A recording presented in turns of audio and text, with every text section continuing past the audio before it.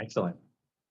So with that, I am going to pass the mic, if you will, over to one of our first of our panelists, which would be Sister Doreen, to hear a little bit about her experience.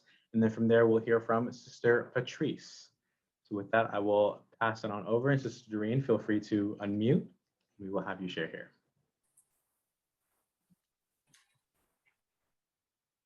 I don't see myself on the screen.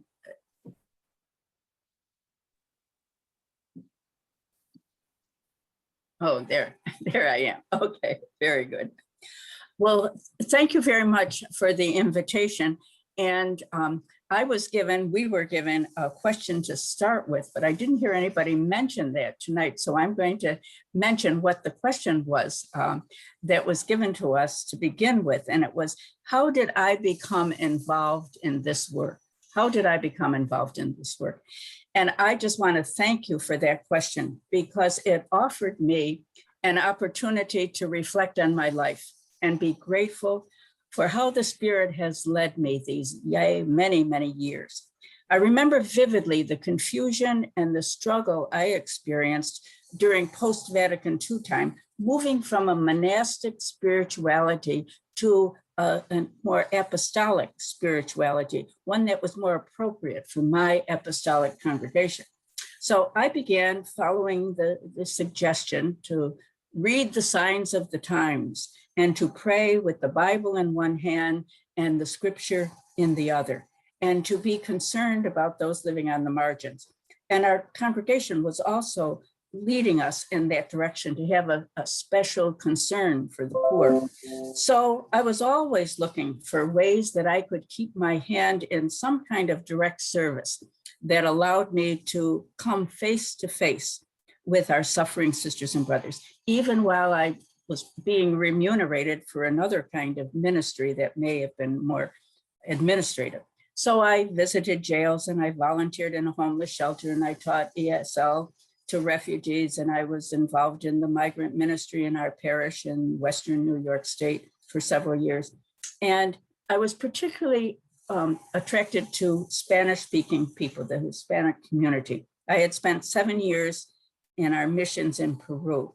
So in 2015, when a plea was made for volunteers to come to Annunciation House in El Paso, I jumped at the opportunity.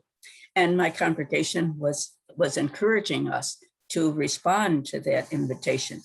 And I was so enriched by that experience that I went to El Paso again in 2016, and then again in 2018, and then again in 2019.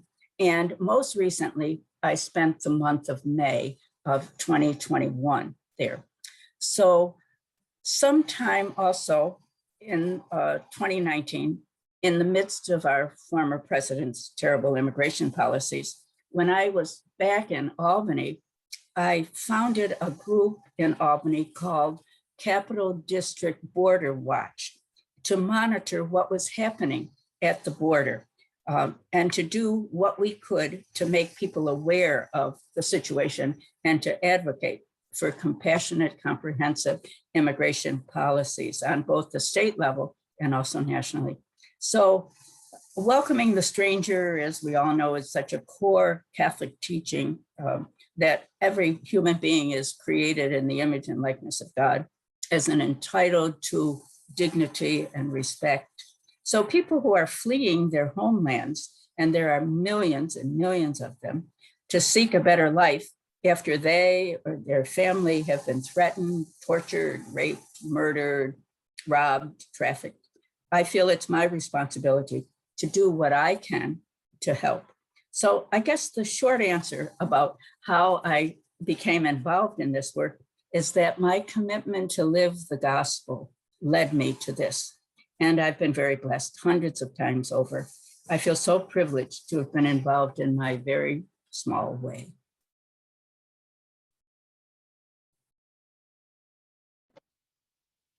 Thank you, Sister Doreen. With that, I will pass it over as well then to our next panel speaker, which is Sister Patrice. Spotlighting you. be seen by Thank you. And thanks, Doreen, for bringing up that question, because like you, I really had to do a review and started thinking about this, and I had been. Um, I think it all began, my background is nursing. I went with an international medical team to Southeast Asia, and we were working with the Cambodians and then a group of the Vietnamese and working with the refugees there. And many of them I still have contact with. Some are in France, some are here in different parts of the United States. And then the next round was Africa on the border of Sudan and Ethiopia. And then later on, it was Haiti. They were asking for help after the earthquake and the cholera. And the thing is that all the refugees are all looking for the same thing. They don't want to leave their home country.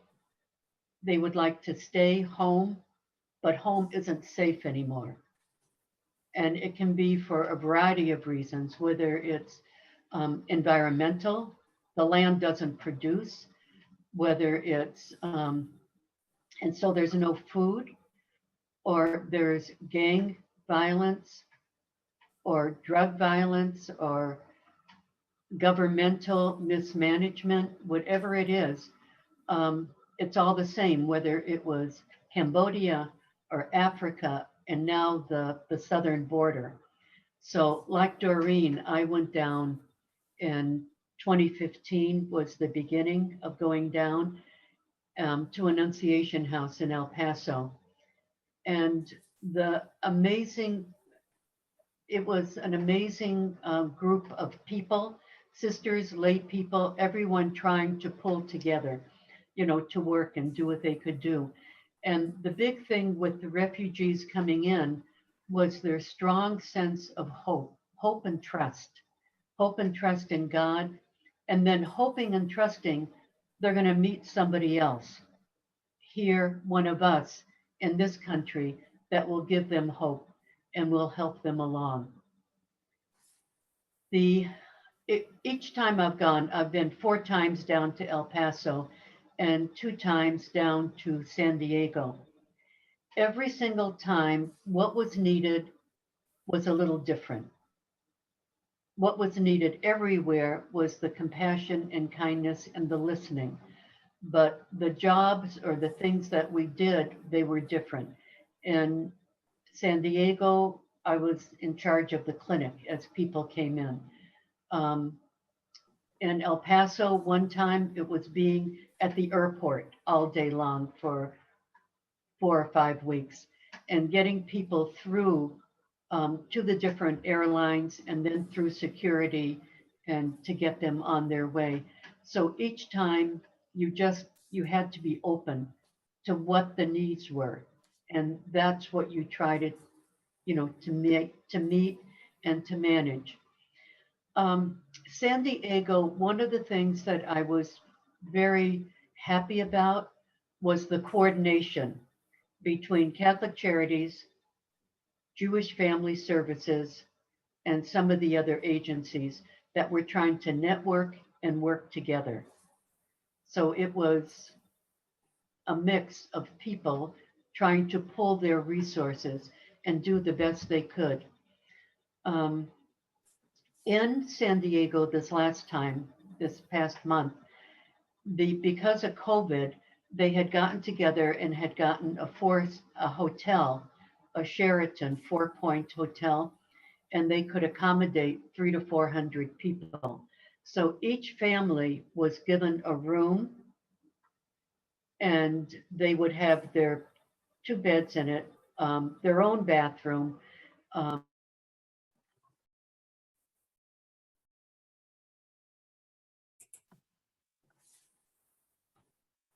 Sister Patrice, I think you're muted. You're muted somehow.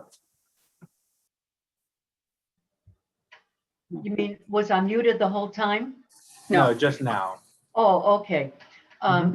So the wonderful thing was they did have their own room and their own bathroom and their own telephone and TV. And so we would deliver food. They would get breakfast, lunch, and dinner. And because of that, we didn't have as much contact with the refugees for a long conversation that I was used to and that I really valued, being able to communicate and just listen. Um, so I finally, figured it out. This was a very good thing for them. I didn't have the contact, but this was better because it gave them a sense of privacy, with their families. I'm also so aware that they get coming to the States and it's just the beginning of their journey. There's still a long road to go. What's going to happen? Who are their sponsors? Um, will they be able to stay? When will they be called up? 1,001 different steps they're going to have to go through. And not the fear that the gang is going to attack them, but the fear that they're going to be sent back. So they've gone through all of this, and then what? Right. Right. I can give a lot of different specific examples. I'm just going to throw out one. And this was a young mother that came from Honduras, and she was carrying her handicapped child, and the 8-year-old was holding the hand of the 4-year-old. And when her husband went to the market, he was shot. And so she decided, if I go to the market to get food and I'm shot, my 2 small sons will be on the street begging, and they will just shoot this handicapped child because they will think he has no value. So she walked days, weeks, dangerous, humiliation, but she made it. And her brother in New York said, if you can get here, I will take care of you and the children. And so that whole concept of what a parent won't do for their child, how can they save them? How can they protect them? What can be done? So there are multiple stories and the complexity of where they're coming from and the why. Right. Thank you for sharing this, Patrice. And so I guess I'd like another question for both, and I'll actually put a spotlight as well, so we can have both our speakers here. But a question and just a thought from your sharing.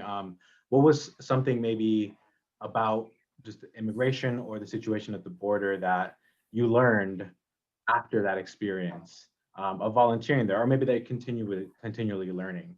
Maybe something that you had an idea of what the situation was, but with the experience, maybe there was a new learning. If either would be willing to speak on that. Well, I know that you sent us a question about what was an impactful experience. And for me, the volunteers, like working with these volunteers, as you can imagine, it takes a host of volunteers to keep this ministry going day in, day out. Every day, I'm talking about where I was at Annunciation House in May. It's a big warehouse that they are now renting, and it can house up to 400 guests. So every day ICE would come and drop off different groups, maybe one group, maybe 2 groups. And they would be welcomed. They would be told they're safe. They would told this is not a jail. You're free to go anytime you want. It's a church-related place. And we would register each person using the official identification that ICE had given them, as well as their A number. And on that identification would be the name and address and telephone number of the person who was going to sponsor them. And so we would call that sponsor. We would tell them that immigration says that their loved one or their friend is free to travel. They have to buy a ticket and call us back with a confirmation number of the plane ticket or the train ticket or bus ticket. So then the guests would be given clean blankets and sheets and towels and any personal hygiene products they need. Then they would shower. Then they would come to the clothing room and pick out some clean clothes. Then they were served 3 meals. And meanwhile, we're waiting and they are waiting for the call back from the sponsor to find out, when they were going to travel. When that came, there was arrangements made for them to get to the airport, to the bus station with a travel bag, with food, with maybe a toy for the children. They were with us 1, 2, possibly 3 nights. Sometimes there were glitches and they might be with us longer. But during that time, we had hosts of volunteers, long-term volunteers, short-term volunteers, volunteers from the community that would come in. And there were all those tasks that had to be done, sanitizing the cots, doing laundry, distributing the hygiene, serving the meals. So it was pretty chaotic, it seemed, but it was really organized chaos. It worked well. But it was the generosity, I think, of the volunteers that impacted me so much. And then Patrice said so eloquently, described the guests. I mean, the resilience of these people, the resilience, the courage, the trust, the hope that they showed, trusting us and trusting their lives to us, So that was very impactful. Just one thing, I remember when I was there and I was working at a hotel that Annunciation House had rented. I think it was 2018. I'm not sure which year it was. And ICE dropped off this very young mother with like a 3-day-old infant in her arms with nothing but a blanket. Okay. So she was with us, and the civic group, can't remember who it was, but it was a civic group that was in serving the meals. And they learned about this. Well, they all went out and bought these brand new baby things, for the baby. So she was inundated with new things for the baby. When she eventually was able to travel, she went with 2 new suitcases filled with all kinds of baby things. She left behind several suitcases full also. I remember during that time, there was a daughter of charity that was there working, and this sister had worked in a maternity. She was, skilled at working with new mothers. She taught the young mother how to nurse that baby. It was just beautiful to see. And then there was another guest who was an older woman who had 3 or 4 children. And she said, I'll be the madrina. I'll take care of her while she's here. So just that kind of respect and concern of the volunteers and of the guests for each other. It's just very moving. When the guests leave, that's another very emotional time. You might or might not see them when they're leaving, but oftentimes you did. And they'd be waving goodbye, and they'd be in their clean clothes, and they'd have their travel bag and big smiles, looking so different than they looked when they were dropped off there, So there's many, many examples of being impacted, I'm sure. Mm-hmm.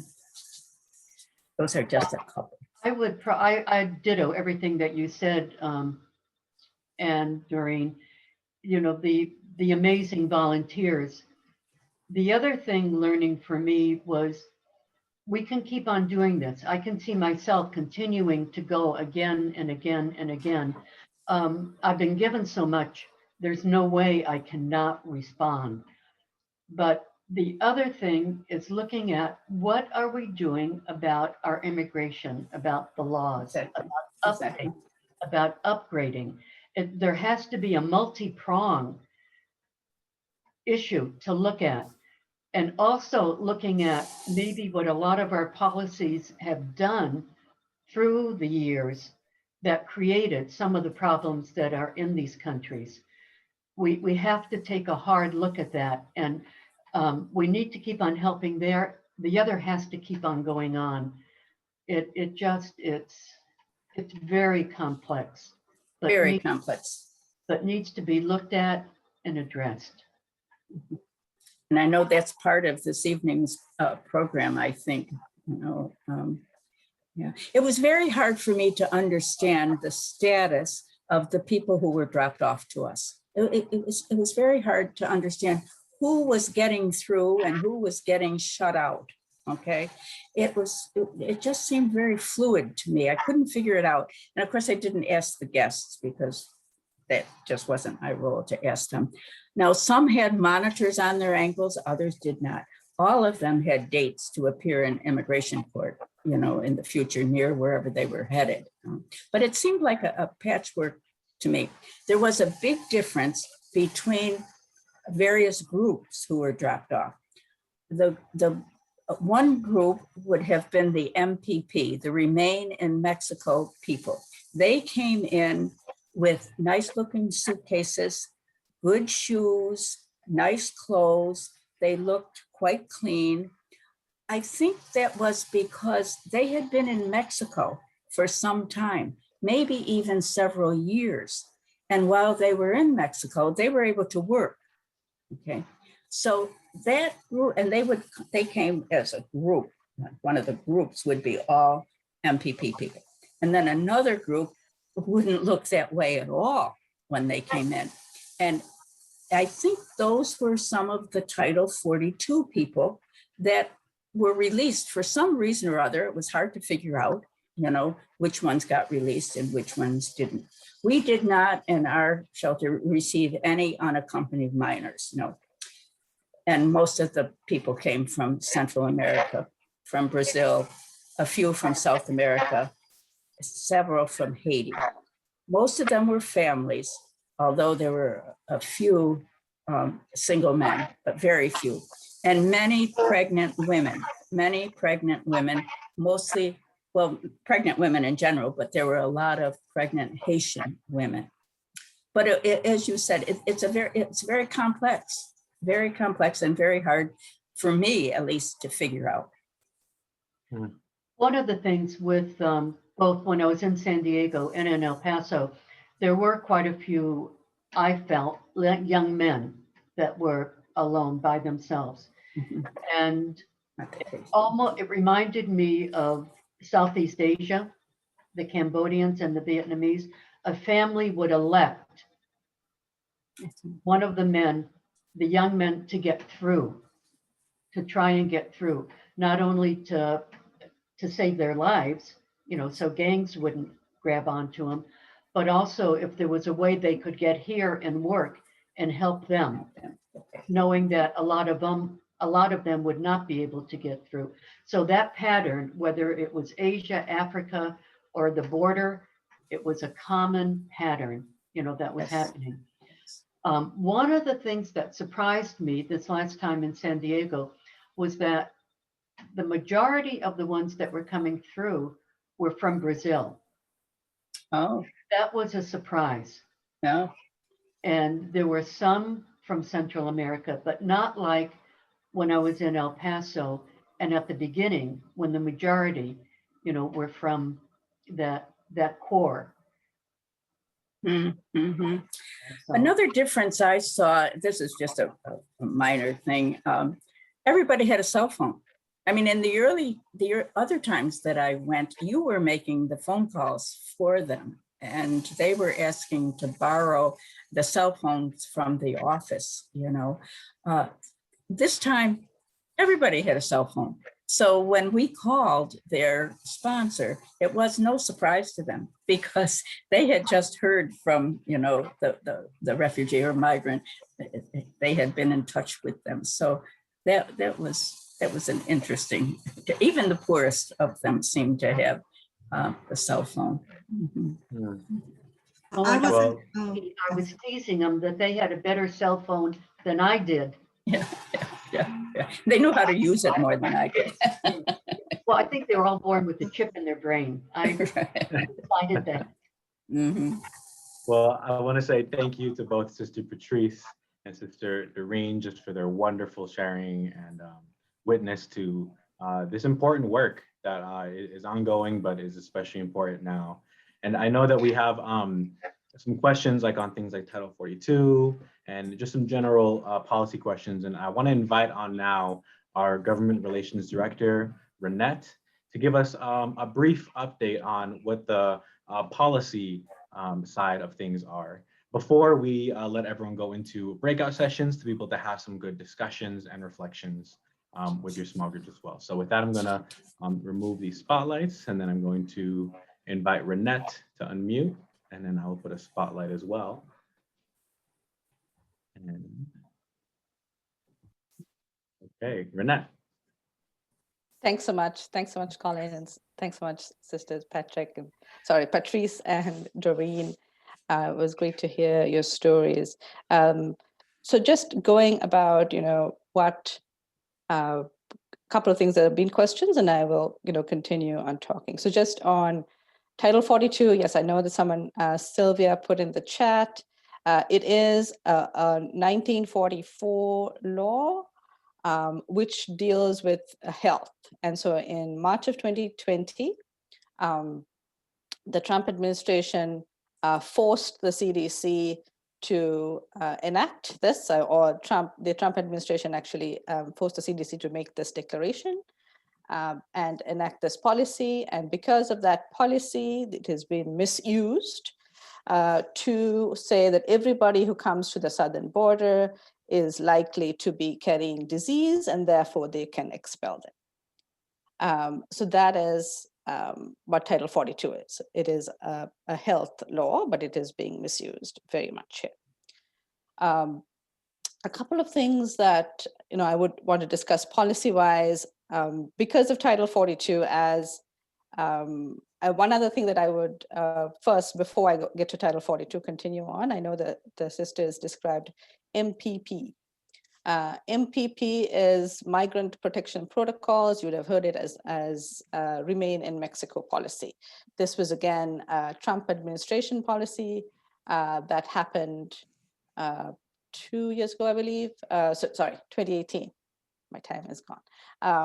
And it was said, especially immigrants coming from the Northern Triangle, that they would remain in Mexico till their cases were heard. So there's two different policies. One is when people came, especially from the Northern Triangle, countries belong to the Northern Triangle, they would remain in Mexico.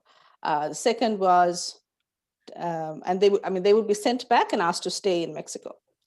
And they now, with the Biden administration, the first day they suspended that policy, and then they have been allowing people from remaining in Mexico, in the remaining Mexico policy, whoever was placed in that, to come over.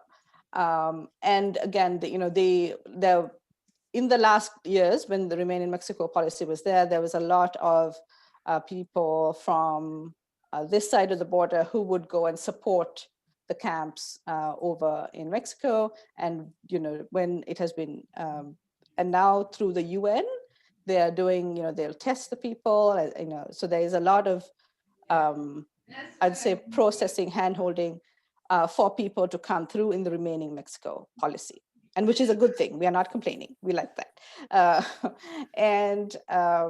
But the problem, with allowing Remain in Mexico people to come or the people who were in that policy to come and not allow people in Title 42, Title 42 simply expels you. As sisters said, you have no rhyme or reason. Before November of last year, every single person was expelled, no matter what happened.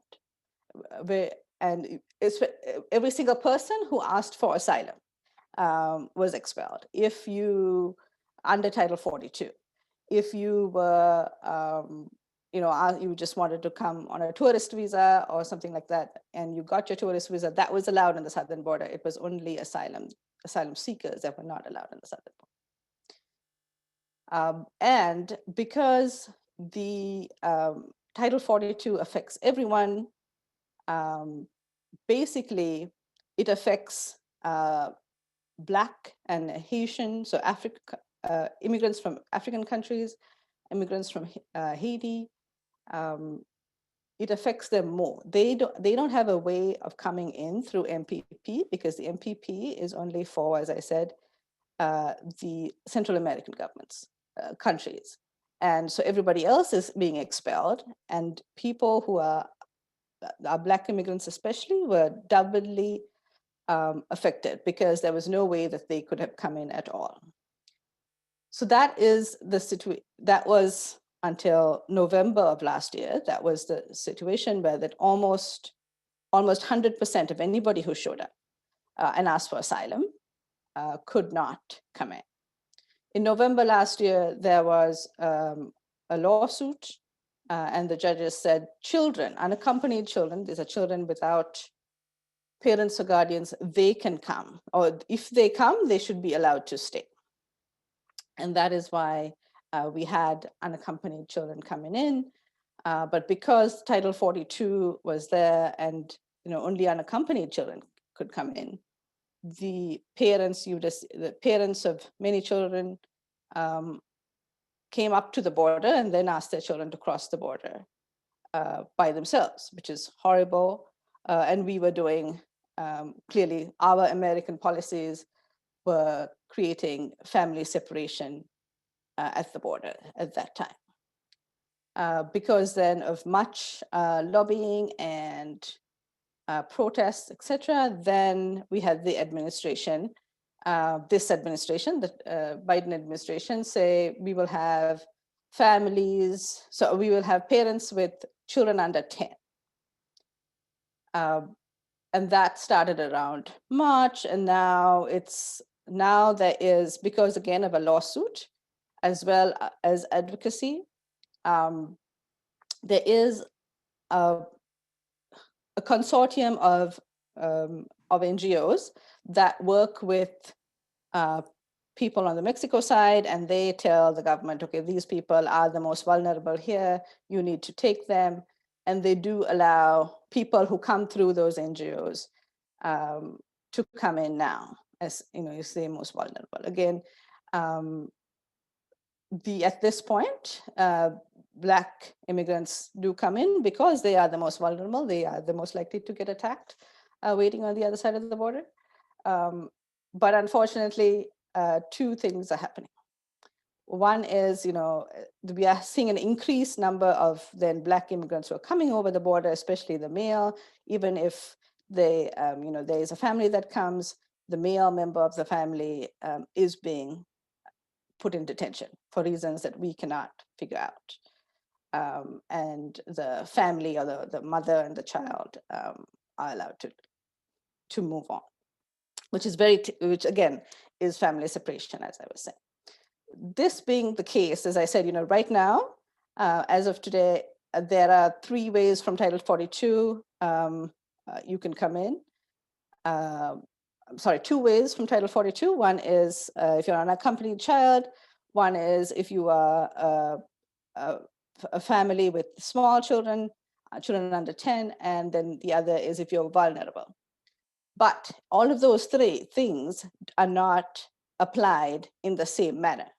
I can say this to you today, but today I will also get a call where somebody with a most vulnerable child is not allowed in. I will get a call saying, oh, this family, the mother and one child was allowed in, but the father and another child was separated. It is just, as Patrice and Doreen said, it is really quite chaotic. And this is because there is no uniform application of this Title 42. And I could go on with these stories. But for the interest of time, just one more thing that I would like to say is that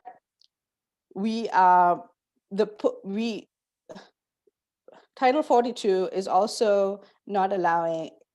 It is I would say it's an illegal law, especially for asylum seekers. The U.S. must allow people to ask for asylum. That is the law. They have the right to ask for asylum, The US doesn't have to give it to them, but what is happening right now is that at every port of entry on the bridge closest to Mexico, there are CBP officers. And if you come up there and you say, I want to ask for asylum, they say, no, sorry, go back. That is illegal. And that is why, we really need to work to ensure that Title 42 is lifted, the president of this country can lift it, and asylum is restored in this country. I will stop there, and I will Thank you, Ronnate. Thank you. Again, some very important information there, especially pertaining with Title 42 and with a lot of these really just different aspects that all tie into the situation with immigration and everything at the border. But at this time, what we're going to do is allow time for conversation amongst everyone here. So you will all be divided into breakout rooms where you'll be able to reflect on some discussion questions that we are putting into the chat right now. So you'll see it in your chat box. If you don't have access to it, you can see it at the bottom. And there's 3 questions there. The first one is about your experience with immigration, maybe in your community or with people that you know. Second question is about how do you believe that some of these policies that you've heard are affecting that situation at the border? And third, what are the general narratives and discourse that we're hearing about immigration, and how does that compare maybe to the experiences that you've encountered in your communities? So with that, you will receive an invitation. Again, the questions are in the chat, and you'll receive an invitation to go into breakout rooms. You'll have a few minutes to discuss, and then we'll gather back in for our closing sharing and a call to action.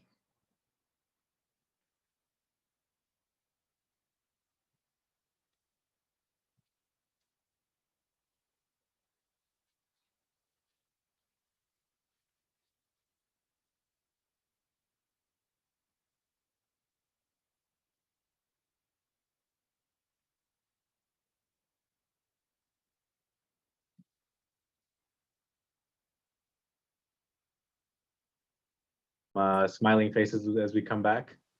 Seems like we had some good conversations. Very exciting. Awesome. So I think we may have everyone back into our room now. What we like to do now at this point is just have a little bit of sharing on maybe some things that stood out to us or that we reflected on during our small group time. And since there are, over 100 or so on this call, the easiest way for us to go about this would be to using the raise a hand feature, which again, if you go down to the bottom bar of your window, under reactions, there's a button that says raise hand. And if you press the raise hand one, it'll automatically put you up on our screen so that we can see who is waiting in line to maybe share. And then we'll unmute you all to be able to share then. And then that'll be the easiest way for us to be able to do that. So if you'd like to share, go into the reactions bar at the bottom, press the raise a hand option, and that'll put you in line to be able to share a little bit from our discussion today. And we'll hear a few of our sharings before we close out with our final call to action for tonight. And I see that we have Mary Ellen Robinson with a hand up. So Mary Ellen. Our group were 5, 2 of whom have been to the border. And I'm so struck the consistency of our stories, the striking difference between what we hear from each other who have been there and what seems to be presented in the news leaves me with the question, how do we get our story, so consistent experience, out? And that's all. Thank you. Definitely. No, thank you, Mary Ellen. Yeah, I think we have a lot of folks here that have been involved in a lot of this work. So it's really exciting to have everyone here on this call together. Ruth, I see you have your hand up.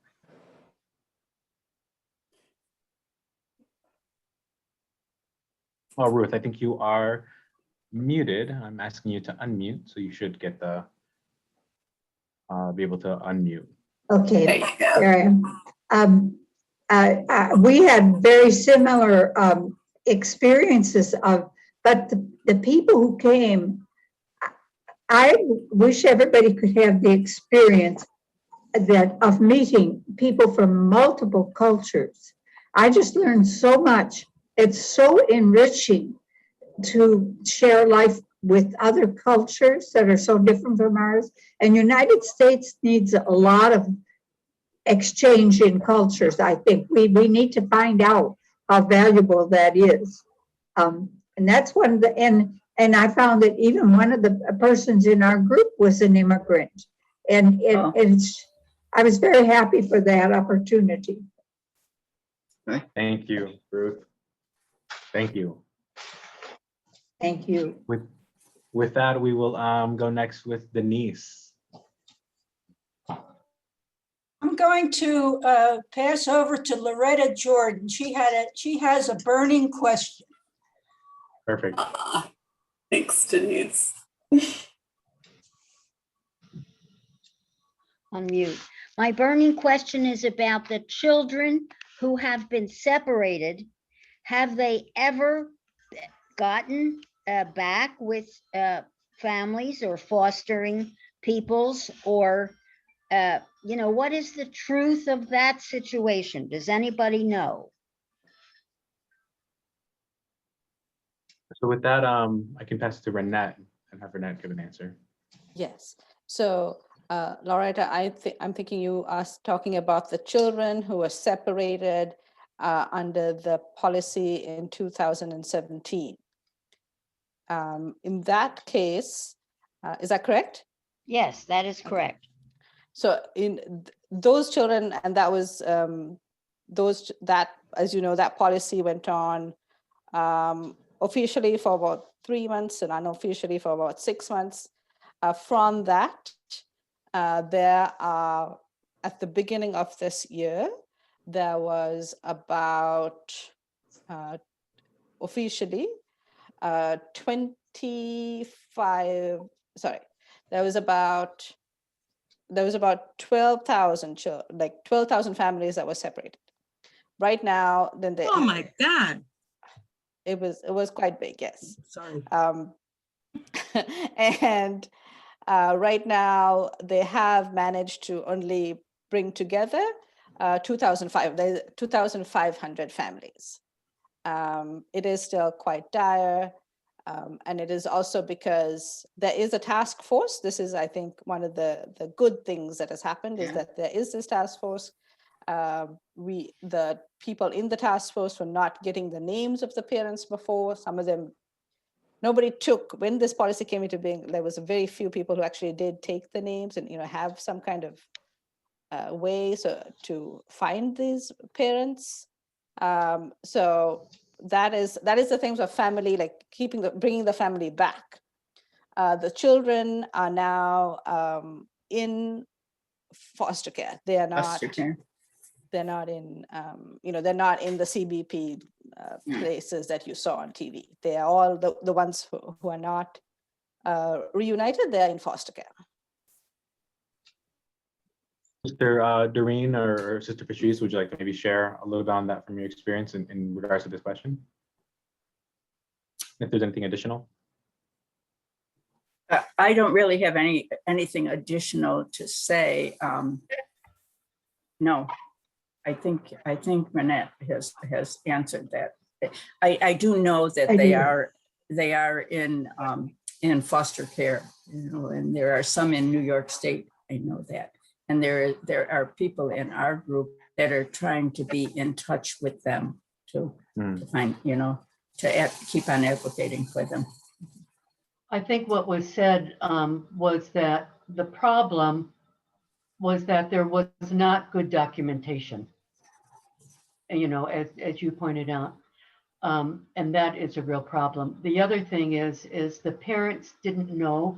I talked to one parent that the children were taken at that time.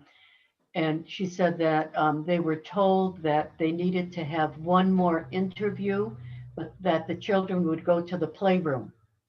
And while the children were in the playroom, they went for the interview, and then the children were removed. Yeah. So the children were told that their parents abandoned them. Mm-hmm. Yeah. So there's a lot of complex stories Please. around that. Yes. Mhm. The American Civil Liberties Union is working on that, and they will work on it until every last child is restored. They're working on both sides of the border, Yeah. south, finding the parents, because sometimes right. the parents are the ones that are lost, and That's then getting them together. Thank you. Yeah. Thank you. We want to make sure we get to a few more before we get to our final call to action. I know Claire had her hand up, and then afterwards we'll go with Dora. So Claire.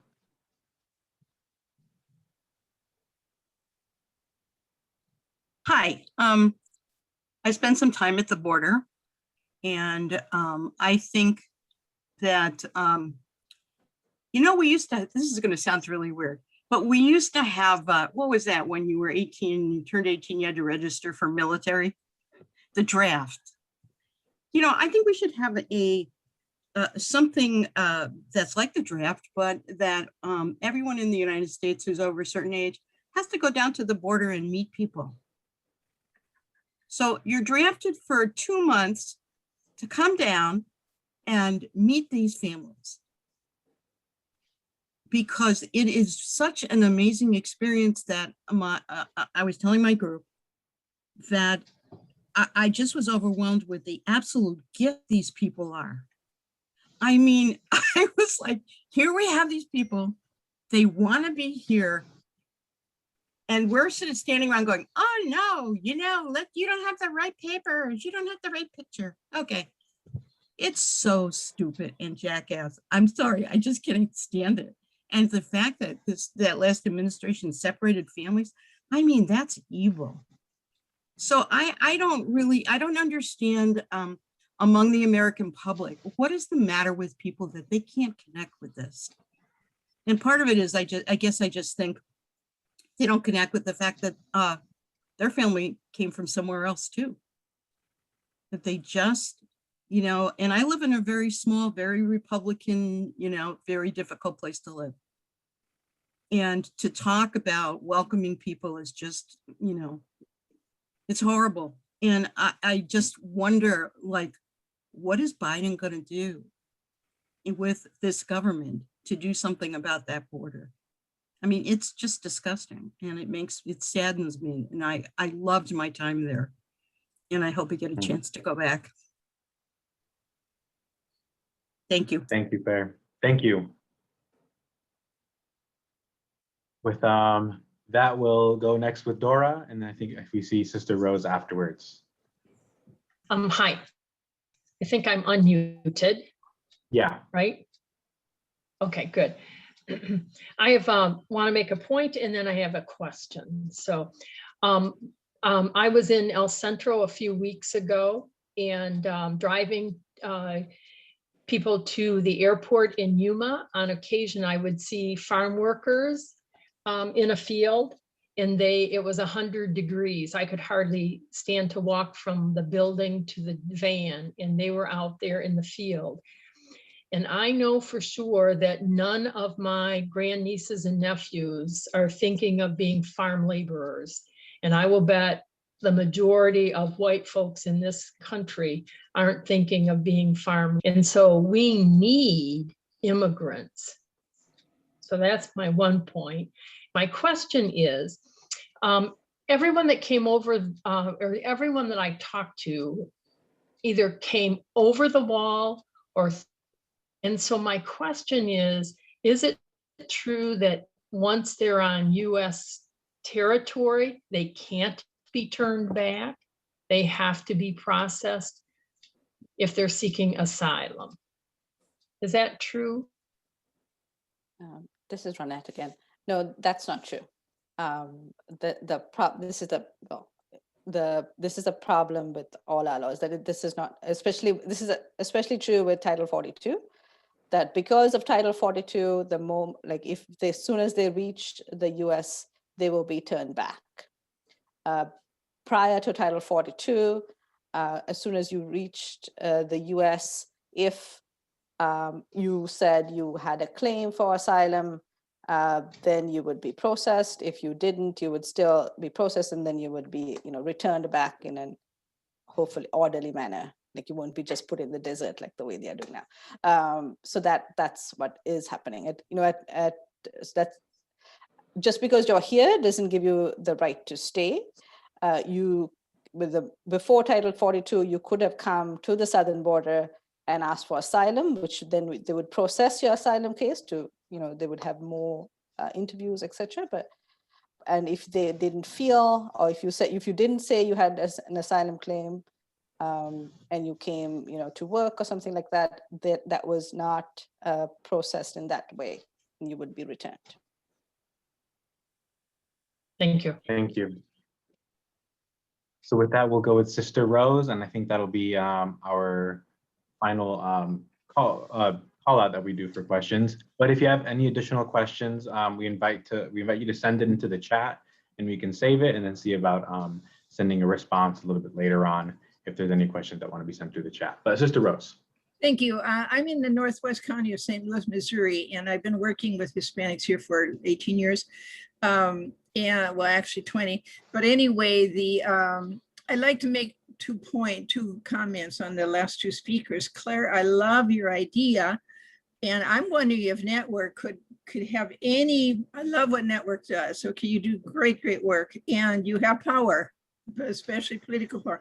I wonder if there's any possibility of connecting with the Peace Corps and getting such an idea that Claire just has, getting serious about this, because I think that's a marvelous idea. And I'd like to shout out for Sunday morning, the program on CBS, 8 o'clock on Sunday mornings. If you've never seen it, it's well worth doing. And they had a beautiful piece on the migrant farm workers. And this man in Oregon who has thousands and thousands of acres of asparagus, and he said rather than throwing the asparagus away, he decided to give it away. And so he thought he'd be overwhelmed with 600. He had 6,000 people come to cut their own asparagus in his plot. And he said, the reason why this is done is because my workers are stuck on the border. They cannot get released to come back to work. They had been his workers, and he pays $16 an hour. I don't know any other person that pays farm workers $16. But it was a beautiful, 20 minutes of raising that issue in a very human way. So, two good things. Thank you. Thank you, Sister Rose. You're welcome. And yeah, awesome. So with that, what we want to do, again, in hearing a lot of these stories and where the situation is now, we do want to move into our call to action, knowing that we each do have power and an ability to affect some sort of change in the situation. And what we have there, I'm going to share my screen briefly, is we invite everyone in this call to action to sign our petition and share our petition urging President Biden to end Title 42. So the link is right here, but I'll put it in the chat right now as well, so that you will be able to copy as well. And this is the link that we have for a petition. We invite you to sign it if you haven't done so. And if you have, we invite you to share it with others. We need, Ronnate, how many more signatures do we need? We need 200 signatures. We've got 1,300 and we need to get to 1,500. Look at that. And we have about 100 on this call. So if everyone can share with 1 or 2 more folks, we can really make it an effort on this one as well. So we have the link in the chat as well. So you'd be able to click it and follow it and to share as well, which again, this is on our website. But we want to invite you all to get to 1,500 with this petition to end this Title 42, which we have been hearing so much about. But with that, we want to thank you again. We're going to save the chat with all the questions that we've received. I saw some great ones that we had there, and we'll be sure to follow up as well. We will be sending out a link to our recording at the end of this to everyone. And I just want to say thank you to everyone for joining, and we hope you have a great evening. And we hope to see you for our next community conversation. Colin, what's the deadline for the signatures, real quickly? Oh, deadline. It's the 7th of July. So we have So next Wednesday. Yes. Okay, great, thanks. Great. Thank you all. Thank you.